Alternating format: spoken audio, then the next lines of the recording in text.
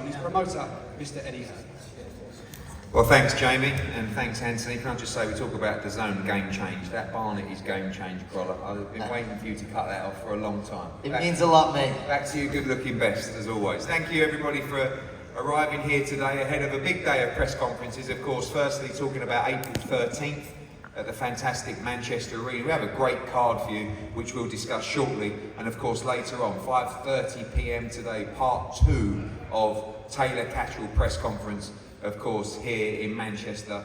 Great day yesterday in Edinburgh, and another lively press conference ahead of a huge card, April 27th, live on the zone from Leeds. Of course, the build-up for that is exciting, but so is the schedule upcoming. We had a tremendous show in Oaxaca, in Mexico at the weekend, when Onshinga became a 2-time world champion. This weekend, we're off to Orlando tomorrow, as Edgar Berlanga fights Paddy McCrory, the return of Andy Cruz, and a great card there from the Caribe Royale in Orlando, before we move a couple of weeks after that to Saudi Arabia, where Anthony Joshua will face off with Francis Ngannou in a huge night of boxing in Riyadh. And we continue the action, of course, with Dalton Smith against Zepeda March 23rd, before we move to April Las Vegas, and then here to talk about this card in Manchester, topped by these two fantastic super featherweights. Jordan Gill, of course, coming off that epic victory against Michael Conlan in Belfast, and this man, ZELFA Barratt, looking to have a shot at the World Championship once again, headlining in his hometown in Manchester. Of course, as we heard from Jamie, another World Championship fight on the card. Eddie Scotney looks to unify the super bantamweight division against Francis Lefebvre, and of course, Rhiannon Dixon challenges for her first world title in a very tough fight against Karen Carabajal. And a tremendous card as well. Cameron Vaughn against Jordan Flynn is a fantastic matchup. Michael Gomez against Kane Baker. Also William Crolla on the card. Brandon Scott returns as well, as I said. Fantastic night of boxing on April the 13th. Where else to start, of course, with young Brandon Scott? You want to start with me? I mean, I don't know what time you got here this morning, about 7 a.m. to start your interview. I came up I think you've completed 2 of them since. But welcome back, and with both hands this time. I know that it's an injury that's been hampering you for a long time, through surgery now, and ready to, feels like, really kickstart your career.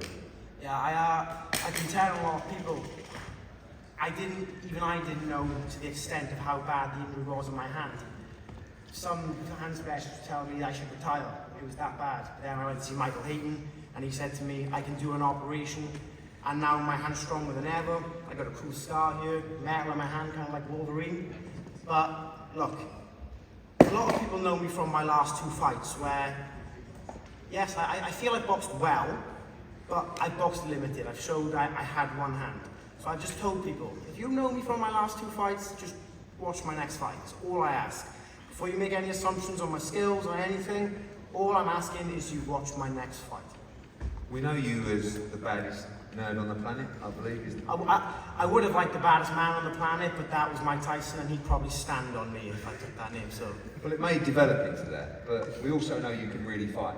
And now that's the plan, obviously, in 2024, momentum and learning, banking the rounds, and moving in towards title contention later on this year. I can't wait. Honestly, now I get to show everyone what I'm made of. I've got gimmicks up my sleeve. I have fun on fight week, I always will. But this is the chance I get to show people I'm as excited in the ring as I am outside the ring. And I can't wait.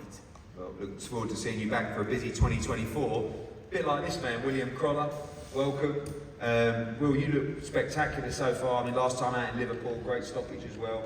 Keep it nice and busy. You're actually boxing this Saturday as well. But back to the arena where you made your professional debut. Great card, April 13th, and the career now really, really underway. Yeah, like you say, I've had one more since Liverpool. I got another stoppage, and you both said activities plays a major part in that. And Saturday I'm out again, it's a little step, and then April 13th for you guys again is a little step for me to try and get my own nights at the arena like this. I think every Manchester fighter dreams having their own nights there, and it's just chipping away, and I think it'll be a good year this year. We're seeing, we joked about the power coming in Liverpool and your brother and everything, but you are looking very heavy-handed, looking a lot more confident now, not just in the ring, but in the gym as well, starting to really grow into the professional ranks. Yeah, I believe in the debut. I did what I said I wasn't going to do. I loaded up on every shot and looked for it, and I didn't look too great. And then the 2 fights, I've not looked for it. I've got 2 first-round stoppages, and I believe I've got a very fan-friendly style, and think it's going to be a fun journey. There are a lot of ticket sellers on this card from Manchester, but you building a nice little fan base as well. Your brother, one of the biggest ticket sellers from Manchester as well, and I guess the key is convincing them that it's not just Anne's brother, it's someone that's on their own journey that can really fight as well. Yeah, I believe that's what's coming out now. I think I'm a lot more exciting than Anthony, and I believe when people realise that as well, that I'll get my own collar on, and when it happens, I think it'll be good. Well, good luck Saturday. We'll see you April 13th. Michael Gomez Jr. talk about big ticket sellers. Welcome. Kane Baker, who is preparing for this fight in Mexico and America, taking it very, very seriously. He's a great fighter. He's never in a dull fight. We saw him have 2 great fights with Jordan as well. Big night in Manchester. Ready for a big night for your career. Yeah, mate. And as far as, you know, is he on holidays and training? That's up to you to tell me. I don't make a difference. April 30th, he's getting me regardless. Training, he can train where he wants. I train in a little gym in Shadderton, Oldham, and I do what I do. Simple as that, mate. Holidays. Deep on the card, of course, with plenty of support in the arena as well. Good stepping stone for you. Yeah, mate. Stepping The stone. support I'm going to get, I don't know if you'll let me back on, mate. They're absolute lunatics that are coming, mate. So I feel for you there, lad. You better make sure you put your extra money in the scorer. And finally, Kane Baker, we've seen, you know, has been through everything as a professional. I know you're confident, but we expect a great step. Never gives in, never backs down. Mate, the difference between the fighters like me and Jordan's a good, talented boxer. I'm relentless, mate. I'm ruthless. Come and meet me head on, mate. 2 cars crash, one of them's going to come off worse. And I ain't going to be me, I can promise you that. Well, I'm sure that is what will happen April 13th. A great clash of styles. Kane Baker against Michael Gomez Jr. and a massive moment. Of course, we talk about female boxing. Ellie Scott are unifying the division, but a massive moment for Rhiannon Dixon on April 13th as well, challenging for the world title against Karen Carabajal, who's a fantastic fighter. Gave Katie Taylor a tremendous fight for the World Championship not too long ago. Rhiannon, welcome. I guess it's a bit of a pinch yourself moment. Manchester Arena, fighting for the world title, the WBO lightweight world title. Seems only yesterday that you're challenging for your first title, of course the Commonwealth title, then a great performance to win the European title against Anders, and a really big step up for you in Manchester on April 13th.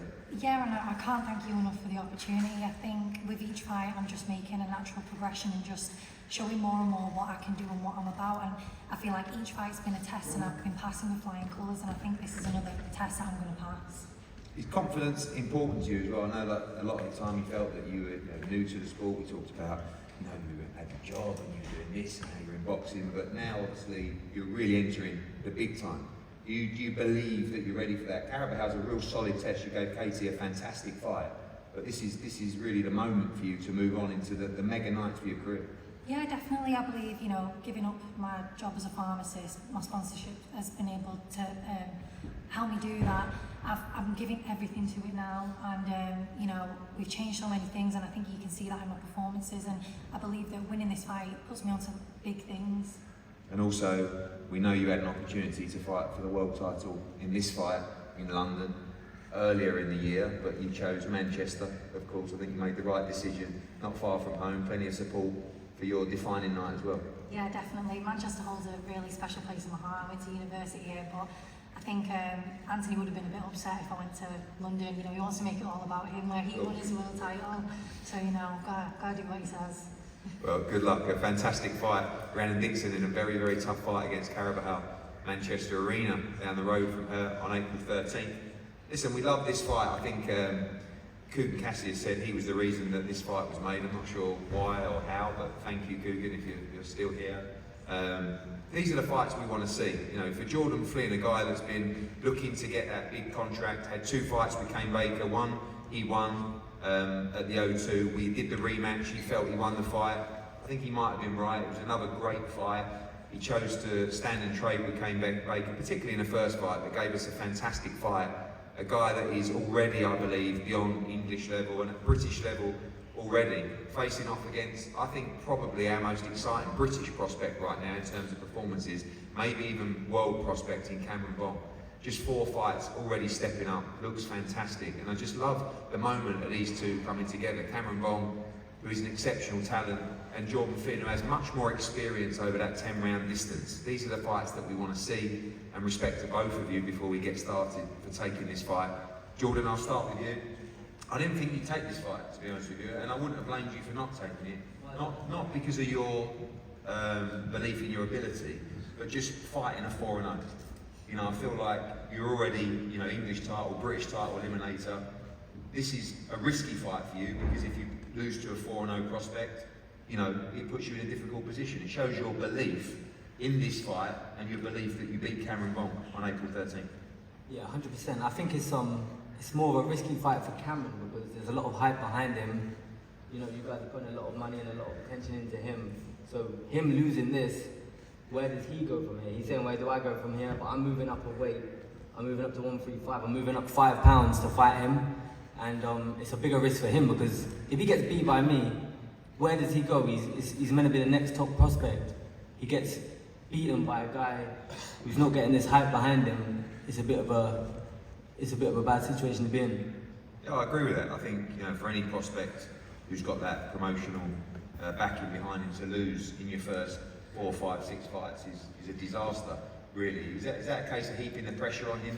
You feel that you don't have pressure in this fight, you can just go out and do your thing? Yeah, I believe that this guy's probably underestimated me. He's seen the 2 fights with Kane Baker and he probably thinks this guy's just a baller, that's how he fights. And he thinks it's an easy night's work, but I think he's going to be in for a shock. And he's saying about, oh, you're from Oxford, this, that. Doesn't matter where you come from, you can be from anywhere. And if you can fight, you can fight. It doesn't matter if you're from Oxford, I'm not on about where you're from. You Africa, from anywhere, you know what I mean? If you've got that heart in you, you can do what you need to do. And that's what kids need to know as well. It doesn't matter if you come from a rough background. Kane Baker, look what he's been through. He's here fighting for English title. You know what I mean? It doesn't matter where you come from. I'm not saying it's where you come from. You're saying that I'm from Oxford, that's what you said. Yeah, and you speak like you're some sort of bad man, that's what I'm saying. Are you a bad man? What are you talking about? That's what I'm saying, you speak like you're some sort of You're bad talking man. like you're bad, but are you bad?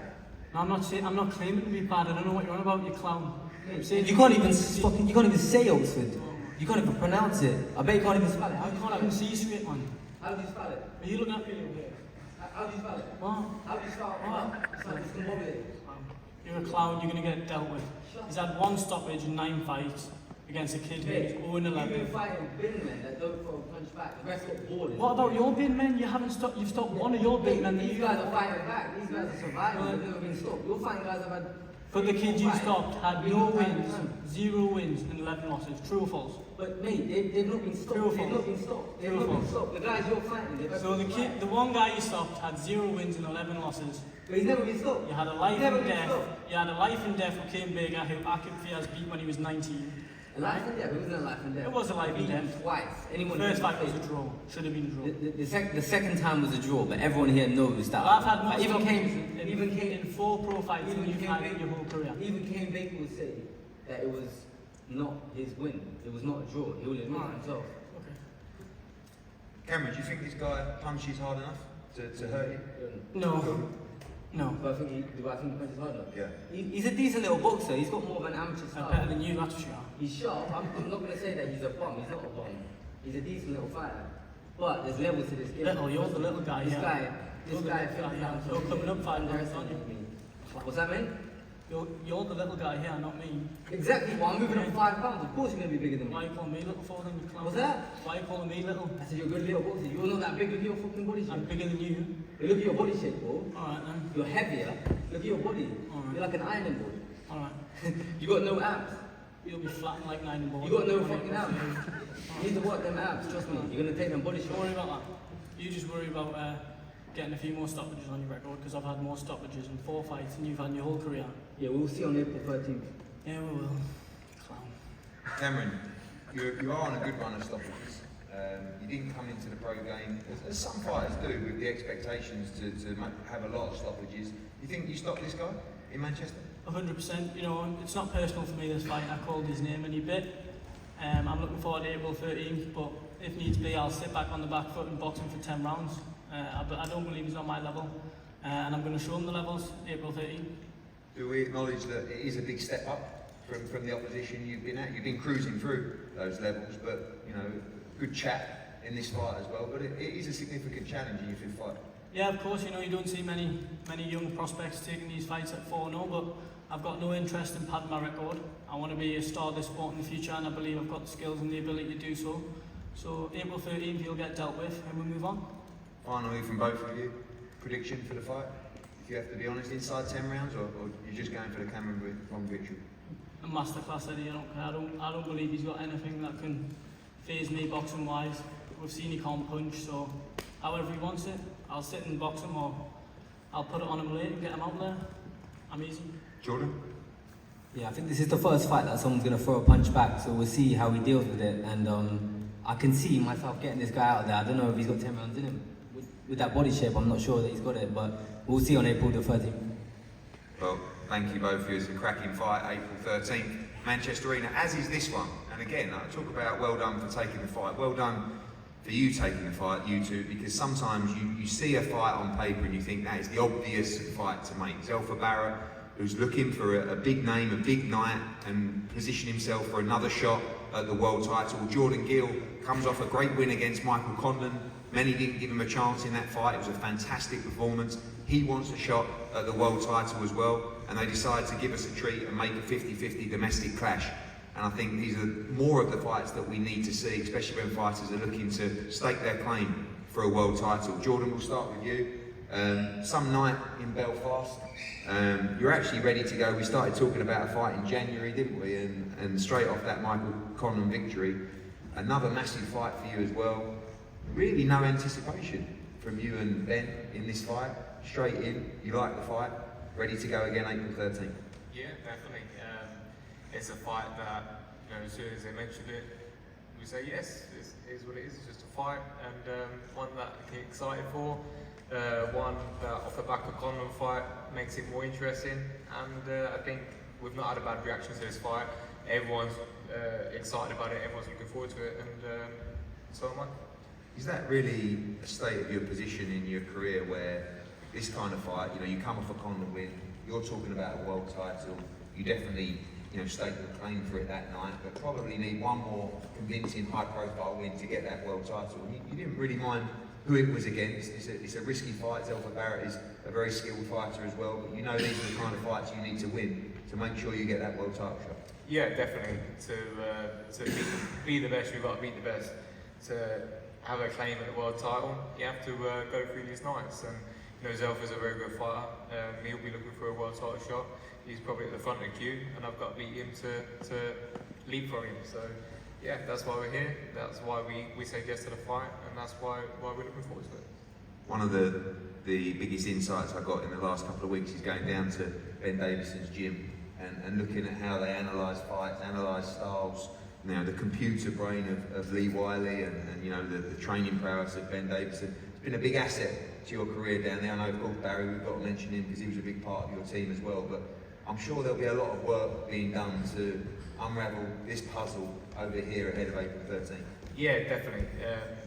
You know, I think the team down there is the best I've worked with. The way they analyse everything just makes it very simple. You know, it takes a while to get, but you keep chipping away and you'll get it. And you know, all you want as a fighter is a clear game plan.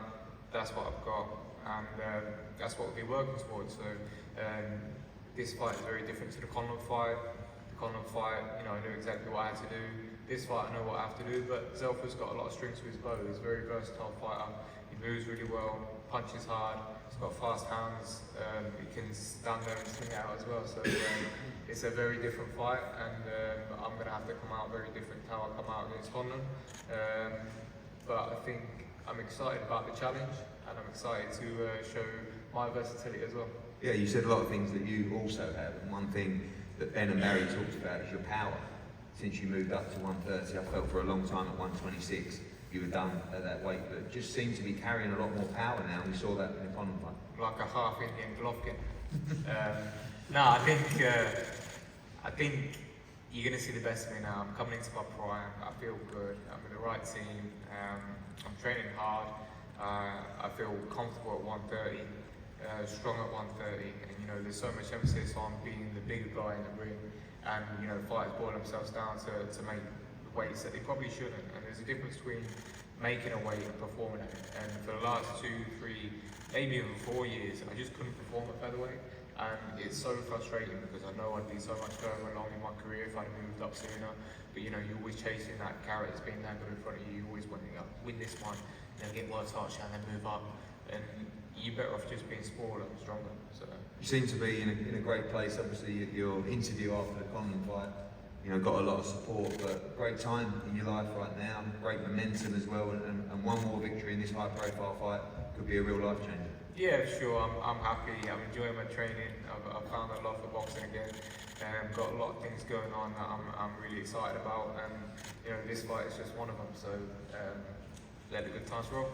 Good stuff, Jordan ZELFA, welcome. I'm really glad this fight came around for you. Sometimes, you know, you come off the back of the Rakimov performance, which you took at late notice, you dropped him, you could have beat him in that fight, and then of course coming back, rebuilding from there, good victory, treading water really in Dublin in November, but this, exactly the kind of nights, exactly the kind of fights you want, headlining in Manchester Arena for the first time. Yeah, man, of course, this is the fight you promised, you know, and you delivered.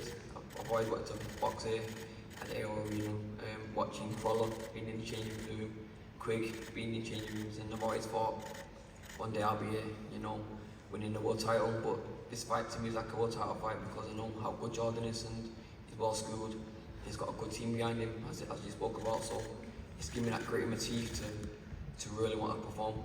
Yeah, both of you very smart boxing IQs as well. It's a fascinating fight, isn't it? Because all the things that he says that you have, he also has great movement, great power now at 130, and of course coming off great momentum in a victory over Michael Conlon. Yeah, man, you know, we're similar styles, you know. That's why I went to sparring back in the day, because we're similar. So it's just funny how, you know, tables turn and find each other. So it's an exciting fight, and I'm so excited. Tickets are flying out. All my people's going to be there, you know, and it's going to be a booming night. And obviously, same question that I said to Jordan, victory there sets up another shot at the World Cup. We've been there before, but building in Manchester could be a home shot. You know, whether that's finally at the Caldina fight, whether we see a Shaki Foster now, the WBO looks like it could be freeing up as well. It's a massive night for your career. Yeah, man, you know, this is what I've been waiting for, you know, and you know, I was surprised how many tickets I saw, because, you know, in Manchester was screaming for a fighter, and you know, and I'm not fighting, I'm at the top of the tree, so, you know, get a win over Jordan, and then, you know, the world is mine. You know, you can deliver anything that you can, and I believe I will do. Well, good luck to both of you. It's a fantastic fight, and as you said about Manchester, Manchester knows their boxing, and this is a tremendous card. As we said earlier, headlined of course by a fantastic domestic British clash that's going to lead these two on the verge of a world championship shot.